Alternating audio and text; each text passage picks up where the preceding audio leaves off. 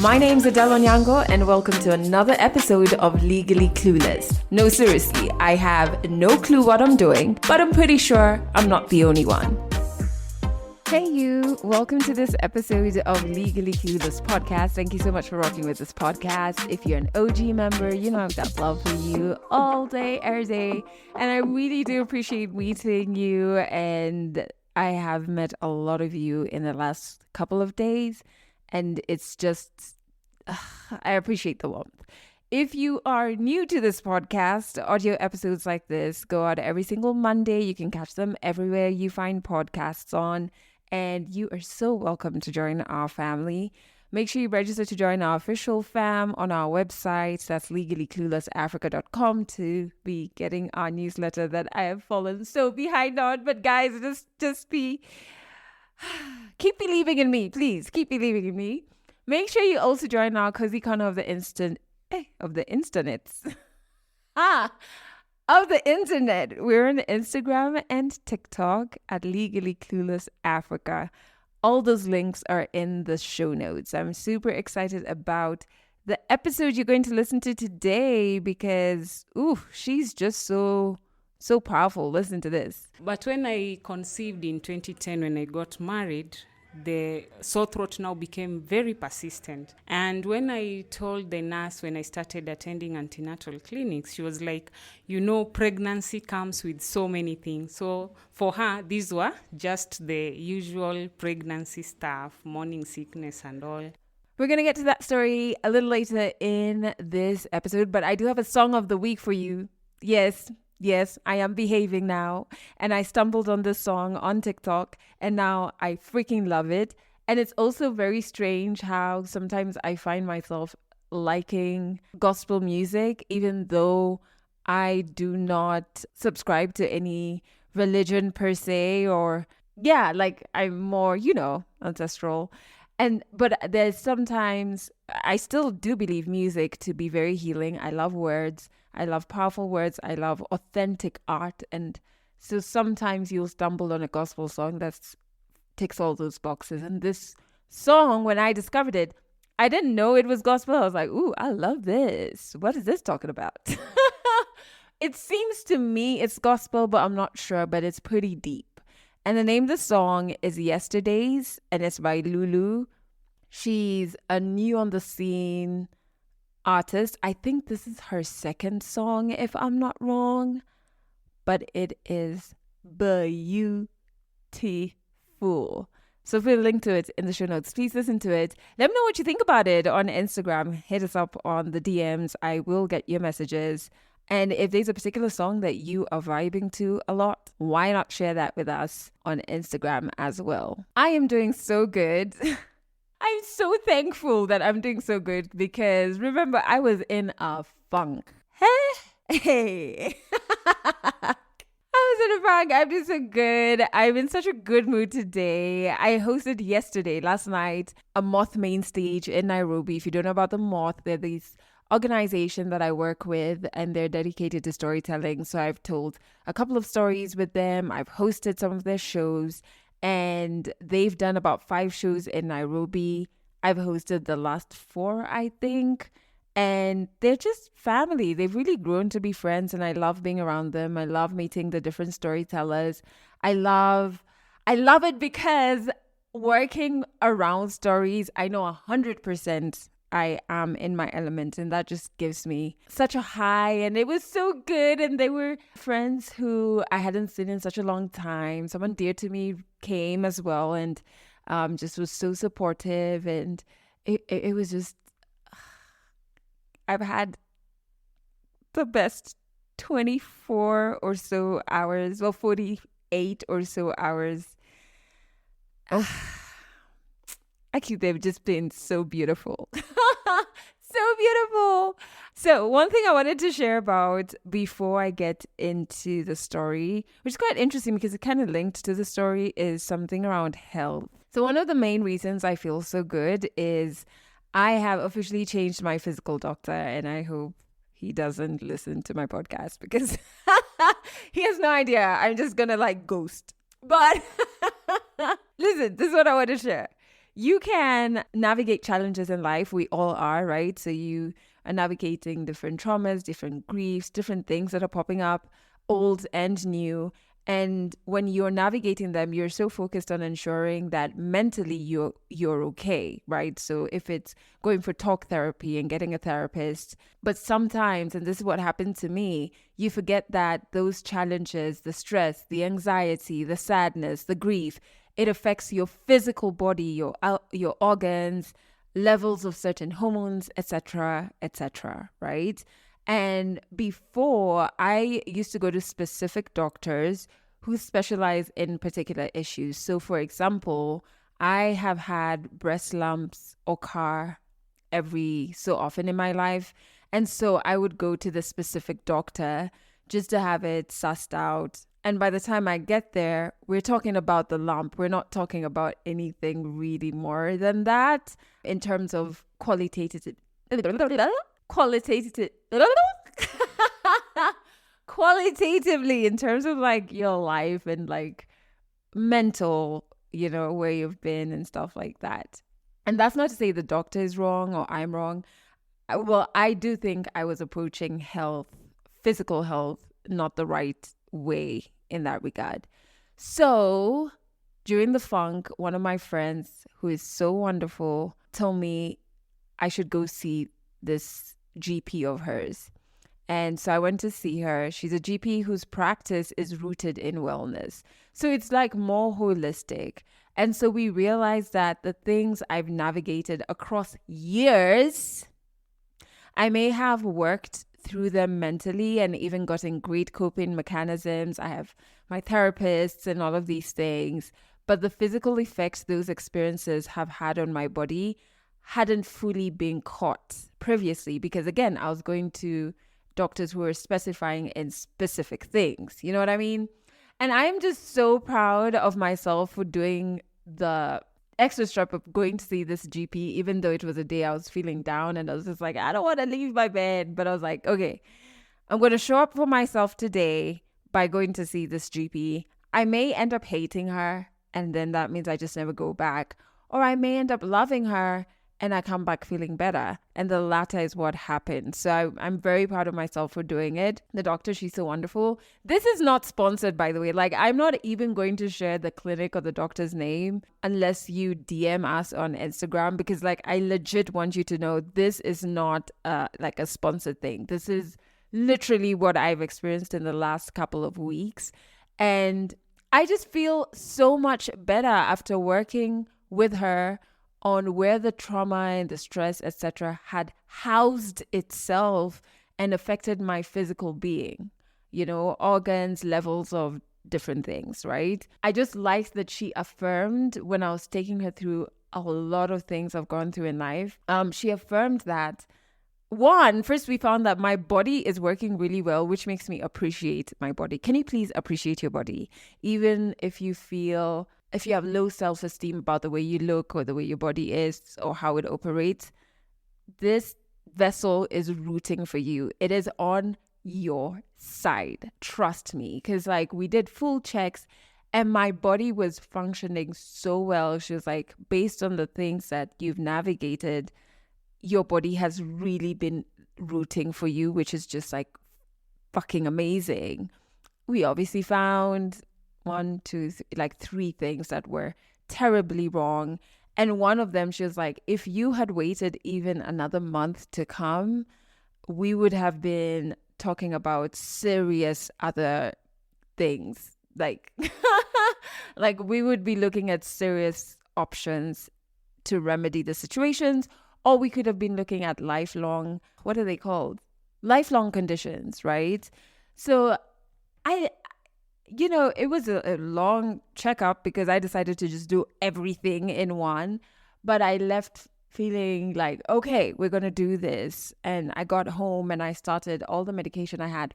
Very next day, I could feel 30% better in the morning, 50% better by evening. It was just so quick how everything kind of adapted. And yeah, and just understanding that also gave me a lot of freedom in understanding how everything I've navigated has affected me. What was very funny is like when we were, doing the session with the doctor, because I've never seen her before. And so they're building up my file. We're going through family history. And I'm like, yeah, my mom died from breast cancer. So she's like, okay, so we need to be aware of that because it means I'm at higher risk. And then she's like, what about your dad?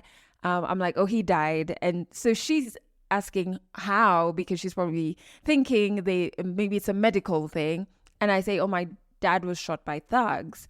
And she like puts her pen down and she looks at me and she's just like, oh my goodness, this is so much.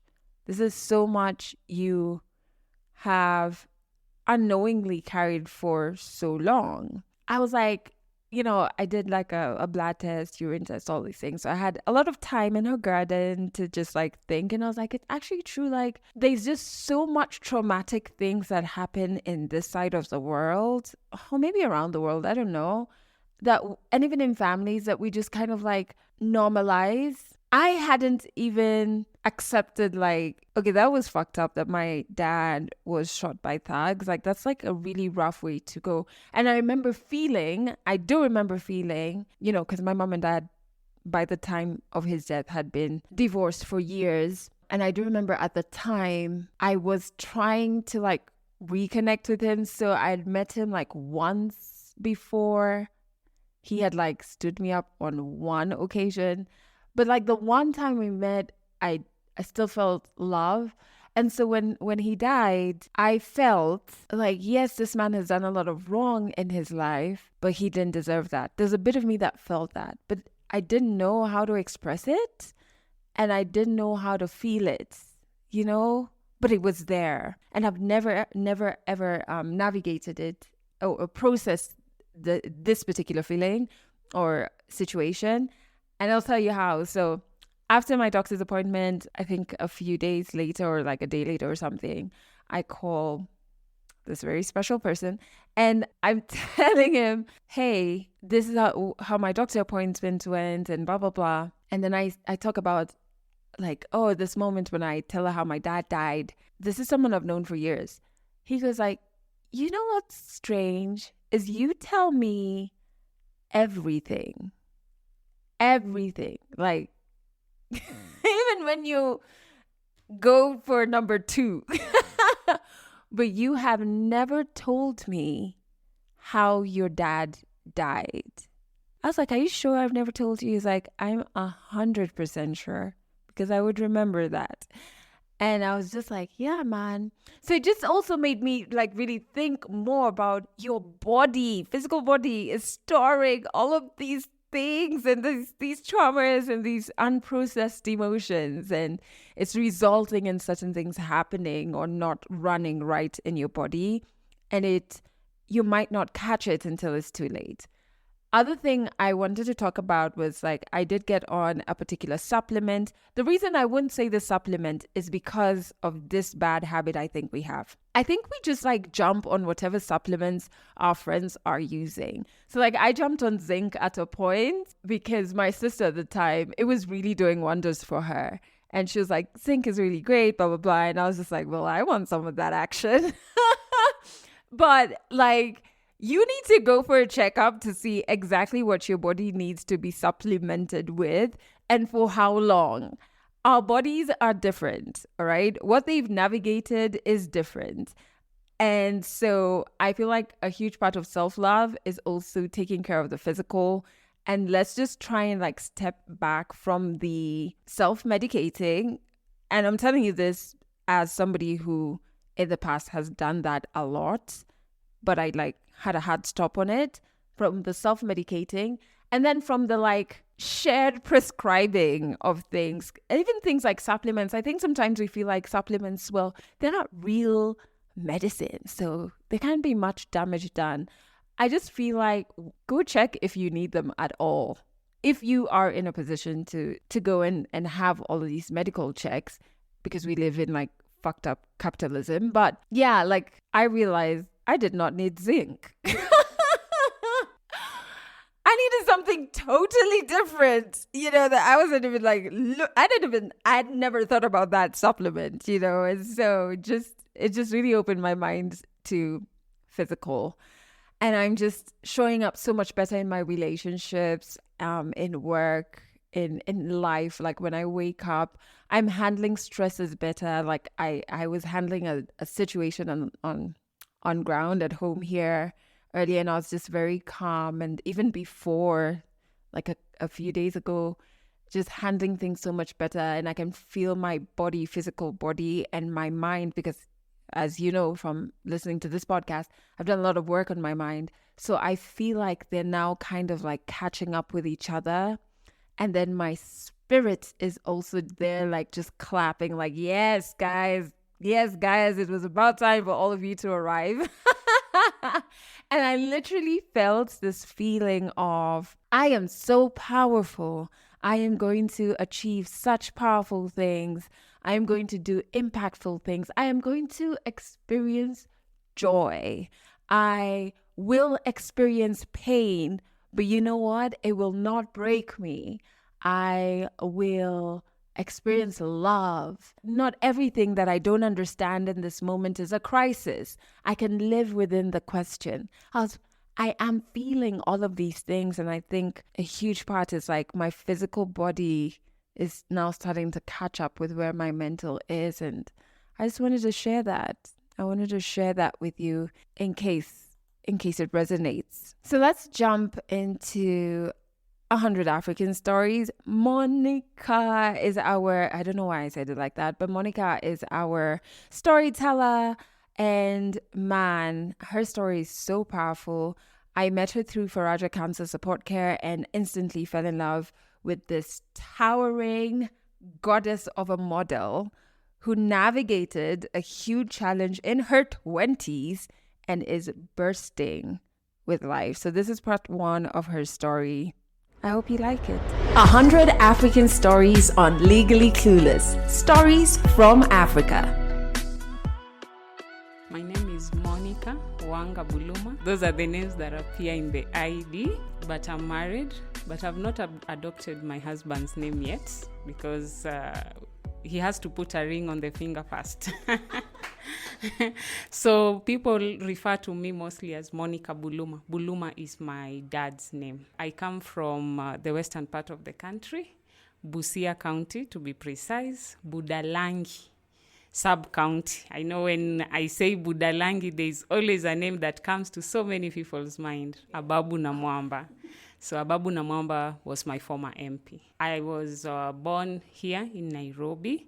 I've been raised in Dandora first, and then my family moved to Komarok area because my dad was working with Kenya Commercial Bank.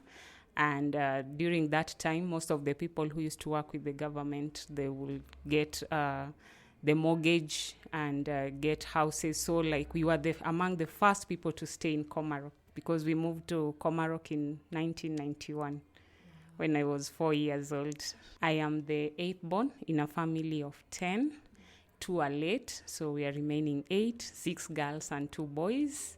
And I went to school in Imara Primary School, the same primary school that Calligraph Jones went to. So I was a classmate to Calligraph Jones' sister, and then Calligraph Jones was classmate to my younger brother.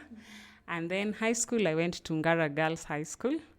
Then in college, I went to Vision Institute of Professionals to study accounting. We were dating when I started my accounting course. So when I was going to the second level, that's when I got married. So we decided I first take care of the kid, and then I defer like for a semester to take care of the kid, and then I resume, of which it was practically going okay. One of my sisters was in France at that time, and she decided to sponsor me back to school after we were now comfortable that the kid is grown. He was already a year, so we were like, now we can look for a nanny to stay with him. I resumed classes. But even before I got married in 2008, I started having persistent sore throats. And I remember my mom will be, the typical African mom who has so many children. They don't have time to focus on only one child. So she will always be like, she doesn't want to see me taking anything cold. Even at times when we cooked things like beans in the house, they had to be washed again because everybody was like, hizi sore throat za Monica haziishi. So we just assumed it was sore throat, and life continued. So that is 2008, 2009. So it's just an on and off thing. I go to the nearby pharmacy, I get some medication. The irritation I feel a bit okay, and life moves on. But when I conceived in 2010, when I got married, the sore throat now became very persistent. And when I told the nurse when I started attending antenatal clinics, she was like, pregnancy comes with so many things. So for her, these were just the usual pregnancy stuff, morning sickness and all. And at some point, I kind of believed her because it went off completely. I gave birth well, and I was like, those were just maybe my fears, which didn't have any basis.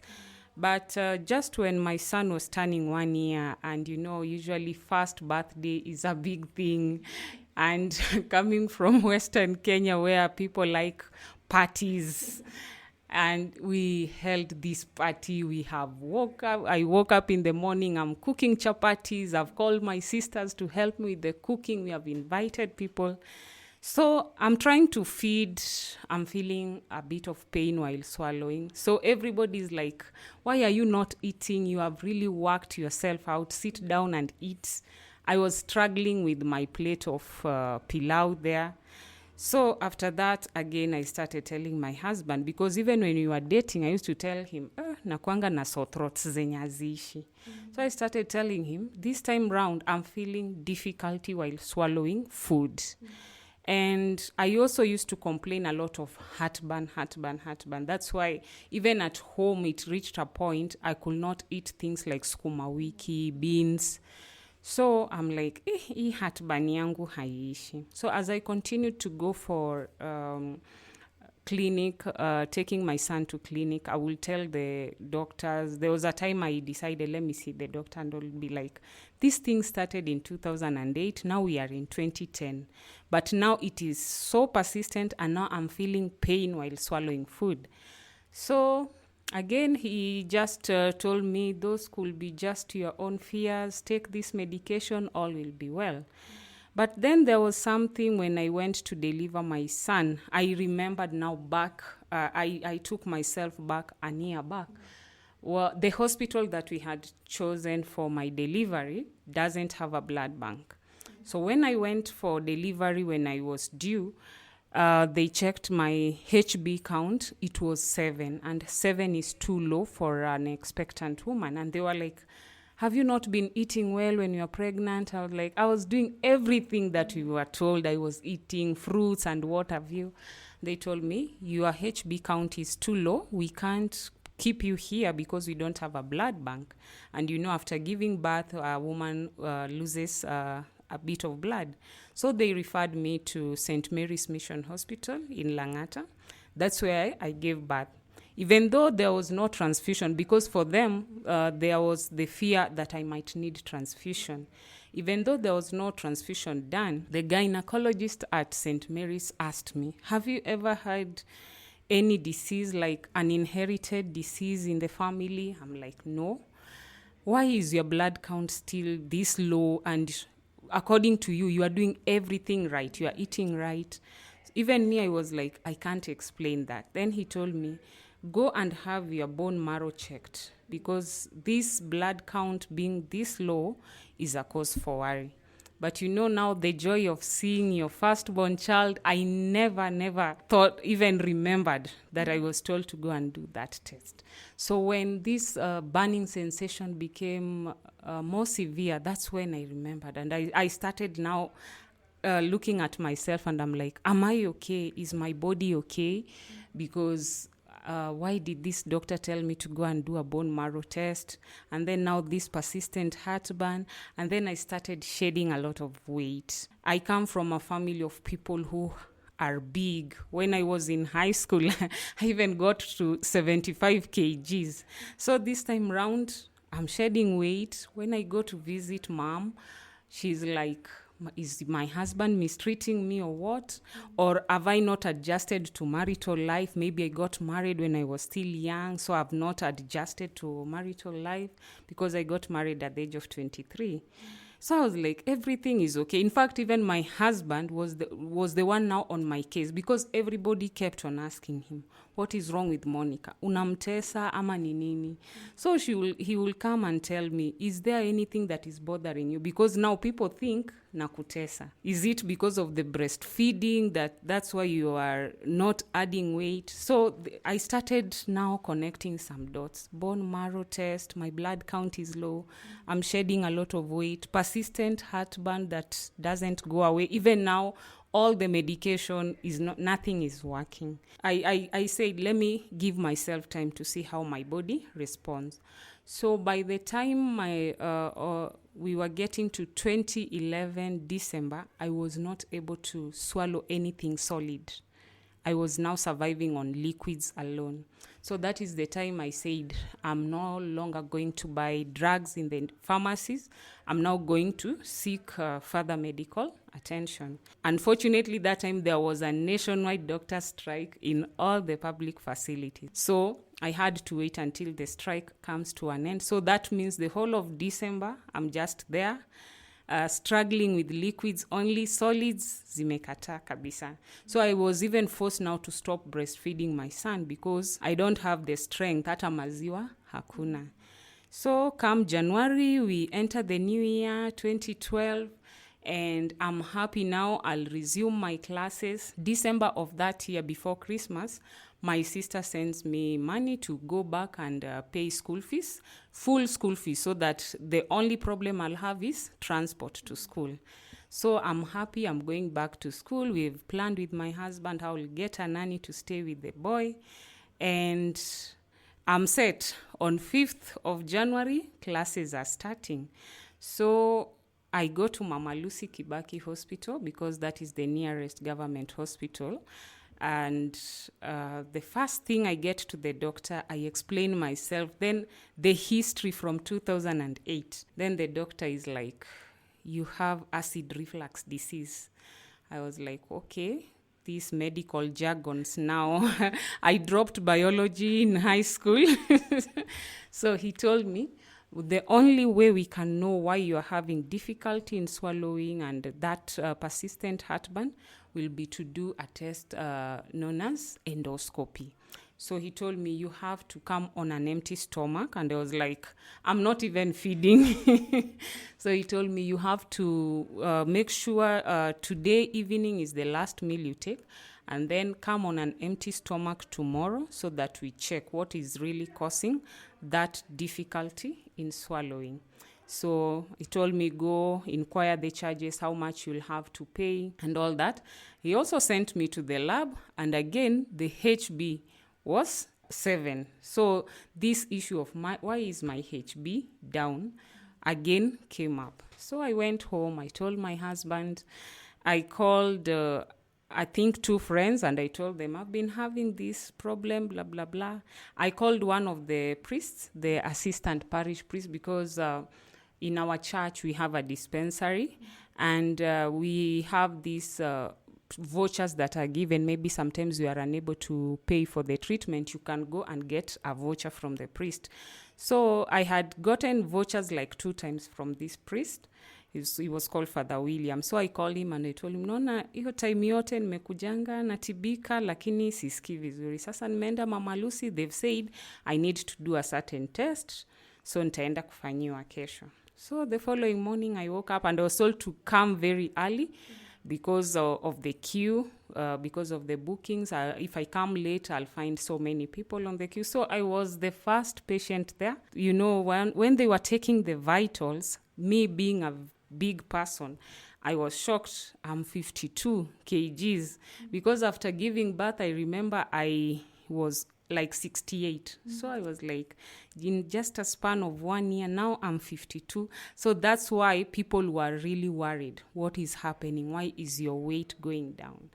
So they opened the radiology unit, and I gave them the request. They told me, go pay. I came with the receipt. Then they told me, yours is a bit complicated. It's not just a normal x-ray like you just get in, after 5 minutes you are out. You have to drink a solution called barium, and then as you swallow, that's when we put the x-ray on your chest to see what's causing the difficulty in swallowing. So I could see people come, after 2 minutes they are out, and I'm like, kwani yangu inachukua lini na mimi ndio nilikuja wa kwanza? Then the radiologist told me, yako inafanywa na chief radiologist, so we subiri. So I started asking, hii yenye tu inafanywa na chief radiologist? So the chief radiologist came out after conducting a head scan. So nikasema, huyu chief radiologist ni anafanya zile tough. So Monica, yes, nikaingia. Kanambia, in as much as you are unable to swallow, we have to drink this solution. It's called barium. So, and then they told me to put my chest. They brought the x-ray machine and put it on the chest. So as I swallow, they can see. So I repeated that procedure for like 3 times. And then I was again told to try swallow, but now I lie on the table so that they also do a chest x-ray of the stomach. And after that, I was told, wait there. So it's a glass window. I'm seeing and then they are looking at me and shaking their heads. I started saying something is not good. They were looking at me, and then they shake their head. Then I see them writing. So finally, when they were through, the chief radiologist called me and told me, Monica, your esophagus is closing. That's why food cannot pass down, because it's the esophagus that makes the food go down the stomach after you have chewed your food. So he told me, here we do not have endoscopy. You will have to go to KNH for endoscopy to confirm why is this closing of the esophagus happening. But then he told me, it's good I prepare you for the worst, even as we hope for the best. It could be inflammation caused by an infection that was not treated on time. And the worst scenario also, it could be cancer. So he told me, it's good I tell you so that when any news will be broken to you, at least you won't be as shocked. Well, it was very difficult to swallow that as a 24-year-old who has had dreams of going back to school and becoming the best accountant in the country. I was trying to follow the footsteps of my dad, because my dad was a banker. Even he died being a banker. He used to work with Kenya Commercial Bank. So I go home, I break the news to my husband. He had stayed home with the kid. And now we have no choice. We have been given a referral to Kenyatta. So 2 days later, on 5th, when I'm supposed to start classes, that's when we go to Kenyatta. Again, we get to Kenyatta. Getting a booking is a problem. We are given a diary and we are told, people who have been here more than 3 months have never gotten a booking. So you are coming today, you want an immediate booking. And I remember my husband telling the nurse there, she can't even feed. Even now, swallowing saliva was a problem. I used to gather these paper bags so that I spit, because even swallowing saliva was a problem. As we were just leaving, because we were told the earliest that we can get a booking is like a month. So as we were just leaving, one nurse approached us because she heard we come from Kayole, and she was like, I also come from Kayole, stage inaitwa Nyaura, sasa stage yetu inaitwa Mihango, and then Mihango and Nyaura si mbali. Then she was like, can you try and come next week on Wednesday? I know the doctor on Wednesday won't have so many patients, so I will try to plead on your behalf, but make sure you come. Don't fail to come. We were like, wow, you have saved us. We'll be here very early in the morning. So by this time, we've already started telling family members and some friends that I'm not okay. I've been scheduled now for another test. After the test showed that my esophagus is narrowing. Right now, I cannot even feed. So Wednesday came, we left Kayole at 5 because tunajua ni nafasi tumeombewa, so hata hatutaki tuimiss. I remember we got to Kenyatta when even people were still asleep because, when you leave at 5, there is no traffic, so it is too new.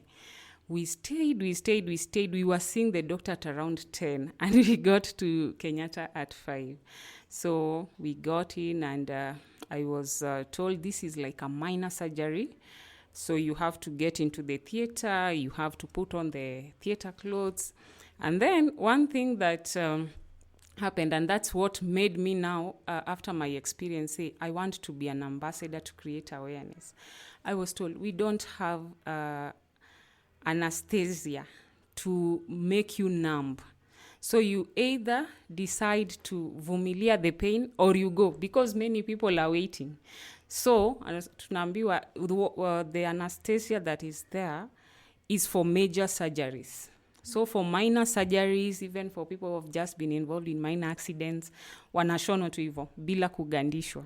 So they're like, utavumilia uchungu and then you don't even know the next booking that utapata, ama utasema we lazima uwekwe.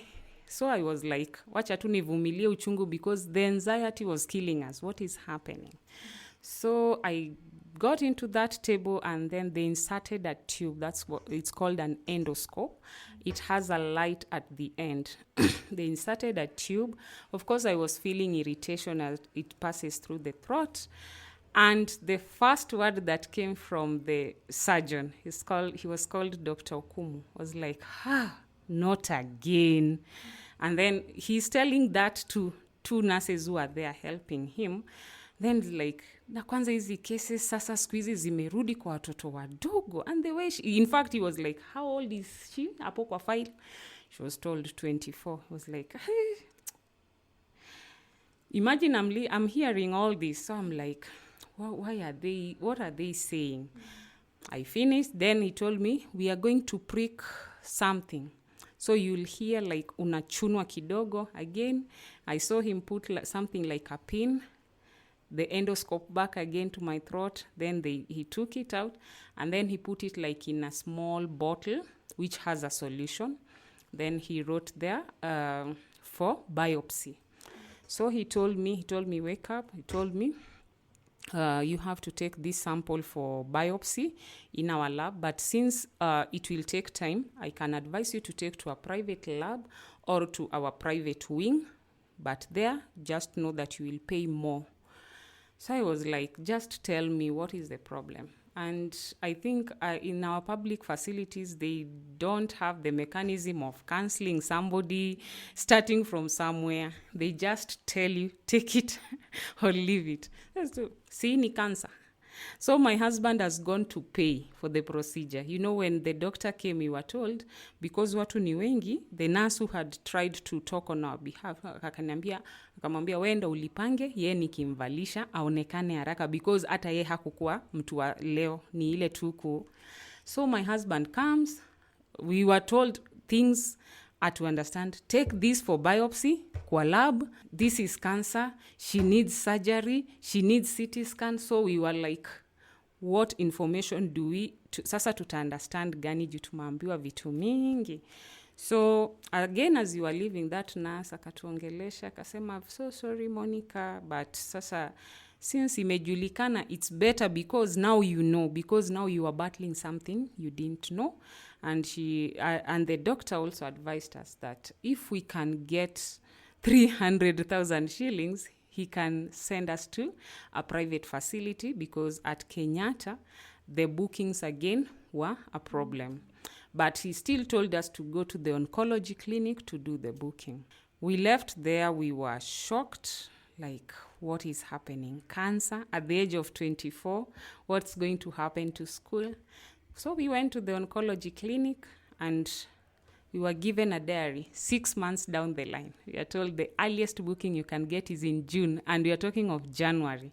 And we are talking of somebody who has shed a lot of weight. We are talking of somebody who cannot even swallow anything. So at this point, as we were walking down, now coming to take a bus to town, it's like we already made up our mind that we would try look for other means. But still, the option of Kenyatta was still there. So we took a bus, we alighted in town, and we went straight to college to defer my studies. Because at this time, treatment was the priority. We got there, I went to the registrar, and I was like, I have been feeling like this. Even as I came to pay my school fees, I was still not feeling well. It has been confirmed it's cancer, so I can't come to class. We need the money now for treatment. They told us we can't refund the money. We will only allow you to defer a semester, and then you use it to the other semester. So we were okay with that. Unfortunately, I never got to go back to class because cancer is not something you will treat in a day. So now the issue was breaking the news now to family members. My mom was like, usishinde ukiambia watu. But I remember the nurse telling us as we left Kenyatta. And then at this time, there is a story of Rose Nasimiu which was all over. So I was like, if Rose Nasimiu made it, that little girl that had become a little celebrity. And then Rose Nasimiu, then Professor Anyang' Nyong'o. So these were the two people that really encouraged me, because Professor Anyang' Nyong'o had come out in public and said he had cancer and he had gone for treatment in America. And then now Rose Nasimiu.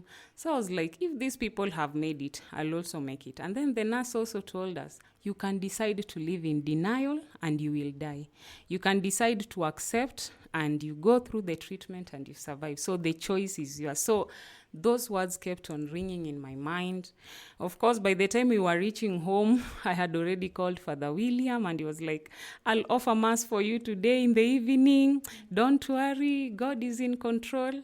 And one of our friends, the godfather to our son, he also came. So they came in the evening to pray with us. Mom was there.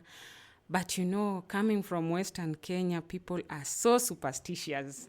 My mom was like, usishinde ukisema kwa watu. You never know, hata kama labda ni mtu alikuwa ameona unataka kurudi shule and you are bright. Yani your future is bright. Sasa mtu ameamua hii future yako ameikanyagilia. But for us, we were like, we don't want to put those superstitious beliefs in our minds. For us, our first priority was this sample we've been told to take to biopsy. We don't even know what biopsy is.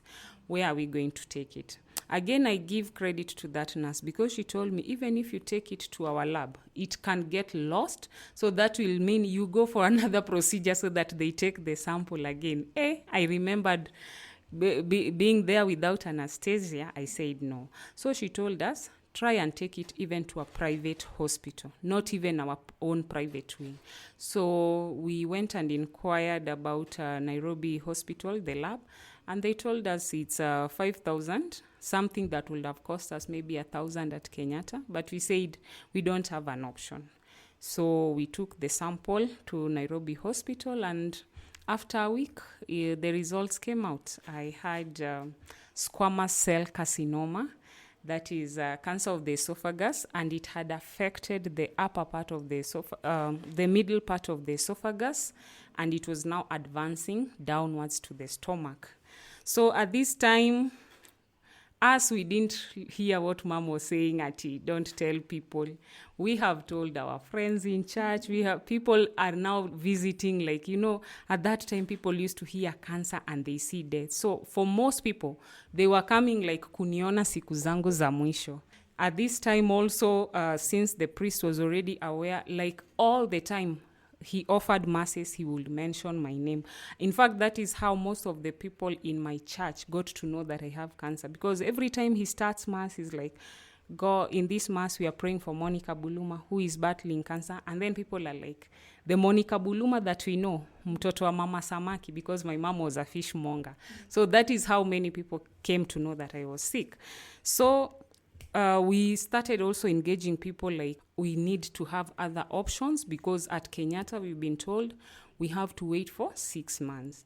So luckily the church catechist catechist, okay, in the Catholic Church, these are the people yenye wanawafundisha about dini, about catechism. You know, for Catholics, you can't get any sacrament kama uja go through some form of teaching. So there's this palliative care nurse, her name is Eunice, came to kujiandikisha mafundisho because she wanted her kids to be baptized. So as she was a new parishioner, so she wanted to get to know how the parish runs, nini. And then the catechist just asked, what do you do for a living? She was, I'm a palliative care nurse. I deal mostly with people with life-threatening illnesses like cancer. So the mention of cancer, the catechist was like, you are the right person that I need. And like, what? We have our friend, she's just been diagnosed with cancer of the esophagus. She can't even feed at the moment. And this is how far they have gone. So this nurse says, tomorrow you'll take me to her. The catechist calls me and tells me, kesho tunakuja na mgeni. So this nurse came. She told me that she deals mostly with those people whose cancers cannot be treated. So like it's just to manage, and people who have life-threatening conditions. But then he told me, in your case, it could be that it's treatable. If the results of the biopsy come out and they say it's a tumor that can be operated on. So this is the nurse who advised us to try Kijabe Hospital. Because she was like, I know what the doctor at Kenyatta told you is true. You can die waiting for the long queue. And then you see, generally your body is weak, your blood count is low. So you can imagine waiting for those 6 months as if they'll even find you alive. And then I used to be in a lot of pain, chest pain and back pain. Because I remember that day as we were she was taking notes. It reached a point, the pain started, we had to stop. I am crying. Then it subsided to kaendelea. So that's when she told me she'll be availing morphine. Morphine is kind of a hard drug that is used to relieve pain. Iyo pain yenye you can't explain. It's even worse than labor pain. And then at that time, she also saw the struggles that we were going through. My husband has to report to work. We have a 1-year-old child. I'm there. So we just used to call people sometimes to stay with us for a day. Mwenye tu anapata nafasi. What you can come and do. Kipata vyombo ni chafu uoshe. So she was like, to relieve you of this, I'll look for a house help, and then I'll be the one who will be paying, so that at least it gives you time even to go for the checkups and all that. So she started availing morphine. She would avail morphine every week. The concentrated one, not even the diluted one, because my pain was too severe. So luckily, when the results of the biopsy came, it showed that it's a tumor that can be resected. And that is when now we decided, let's look now for the option of Kijabe. We still went to Kenyatta for the clinics. The doctor saw the report and they were like, you are now good for surgery. But then we told them we can't wait for this long queue. And since we don't have so much money to pay for the private hospitals, we'll try Mission Hospital, Kijabe. We've been asked to just check. You know, we were just going to check. It was not like we have even made a decision. Even the first time we went to Kijabe, we got lost. We took the route that goes to Kikuyu Eye Clinic. And then tumefika Kikuyu, that's where, ini Kikuyu, si Kijabe. Then a lady who was just selling groceries on the road, akasema, mtarudi tena kwa main road, muende mpite Kimende, nini, mpaka tukafika. So we went with all the reports, but the option of Kenyatta was still there. So we were still like, we are still patients at Kenyatta, but we just want to look for a second opinion, because that nurse told us a very important aspect of cancer treatment, always looking for a second or a third opinion. Catch more African stories in the next episode of Legally Clueless. That was so wonderful. Isn't it so wild, the stigma we have, even just with something as like somebody losing weight or somebody adding weight, like we feel like we have to project. And it's strange how like then those dynamics, how they play out in a relationship. It's like, oh, okay, your wife is losing weight. What are you not doing for her? It's strange. strange, you know? Part 2 of Monica's story is going to be out next week, so make sure you're here to catch it. If you want to share your story, I am so excited because our team has expanded and we have somebody who's shortlisted the stories that have been on the Storyteller form. And yeah, so November, we are recording quite a few stories, and from the descriptions from the Storyteller forms, I can't wait to meet you guys. I can't wait. And that's going to be super, super awesome. So if you want to, I went on a tangent, but if you want to share your story on the podcast, all you have to do is in the show notes, fill out our Storyteller form. Somebody will get back to you. We do have very many people who send or who fill the Storyteller form. So it might take a while to get back to you. So please just be patient. What I do urge you to do is in the contact part, put in a contact that you see frequently, not something that you open once a year. You can also, if you're in Kenya, catch this podcast on Trace FM here in Kenya. Just go to traceradio.co.ke. We're there every Monday and Wednesday at 11 p.m. and 1 p.m. Fridays, we're there at 1 p.m. And in the spirit of healing, I'm going to leave you with this clip that I came across that I absolutely love. I absolutely identify with. I feel like the journey of healing, once you started, there is no fucking backing out. Even the moments where you're like, man, can I just unknow what I know now so I can just go back to the bliss of ignorance? Nah, you can't. Once you commit to healing, it's on forever, consistently, but it's very fulfilling. So I'm going to leave you with this. I really wish somebody would have warned me about the stage that you reach in your healing that I like to refer to as the point of no return. And to me, that's the point when the actions and the things you used to do literally stop making sense. The shrinking yourself, the acts of immense settling, the bypassing of your emotions. Yeah, all of that stops making sense. And I don't even mean that in it doesn't make sense way. No. When you start healing, you're creating new neurological pathways in your brain. It literally stops making logical sense to do these things. And I call it the point of no return because it's at this point that you fully realize there is no going back to the old you. You've seen too much and you've learned too much about yourself for you to just revert. It's too late. And once you reach this point, the journey goes from being this cute little choice you decide to make to mandatory, no exceptions.